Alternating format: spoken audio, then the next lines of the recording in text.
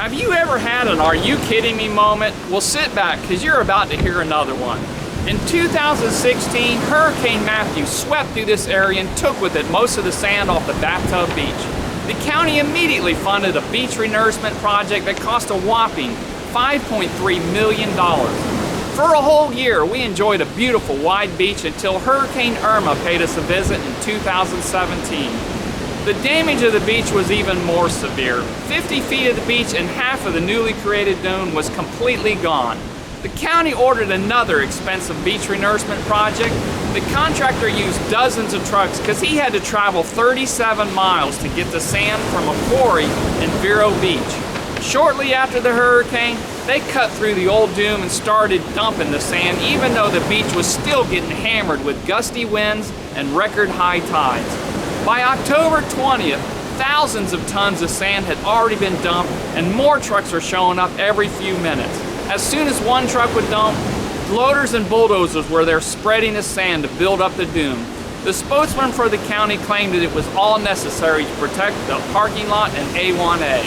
I heard from one of the truck drivers, and he claimed it was total chaos. There wasn't any supervision, no one knew what to do, and they were just dumping the sand whenever they wanted to. Typical government operation. Lucky for us taxpayers, there's a beach cam mounted on the top of this gazebo, and it was taking pictures every single day. Check out this series of photos that I downloaded from their website. On November 13th at 5 p.m., you could clearly see the newly created dune. But by the next morning on November 14th, half of that dune had been swept away overnight. They worked all day and managed to build it all back by 3 p.m. The next morning on November 15th at 7:30, all of the previous day's work had been washed away, but they were already dumping more sand. By 4 o'clock, they had built the dune back up one more time. The next morning on November 16th, that's right, it was gone again. But don't worry, the trucks just kept coming, and by that afternoon, they had another dune built up. That one didn't last long either. It got washed away too. By November 20th, they finally figured out that they better move the dune back, so they just started covering what was left of the old dune and buried all the existing grass. So now we'll have to pay to replant the whole dune. For 2 months, they hauled in 8,000 tons of sand, and it looks worse than it did when they actually started. You're probably wondering, where did all the sand go?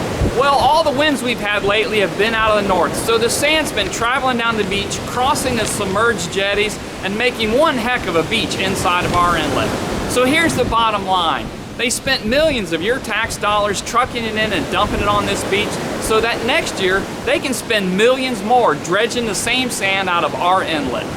Please keep this in mind next time they want us voters to increase the sales tax. These idiots don't deserve a penny of our tax dollars.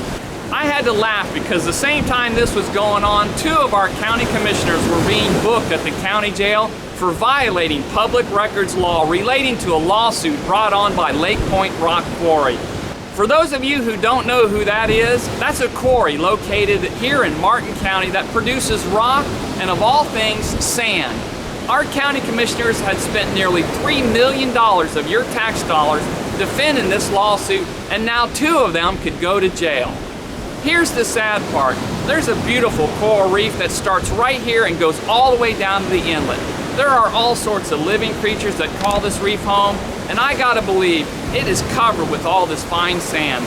Stay tuned, because as soon as it calms down and the water clears up, I'll be diving it to see what kind of damage these morons have done to our coral reef.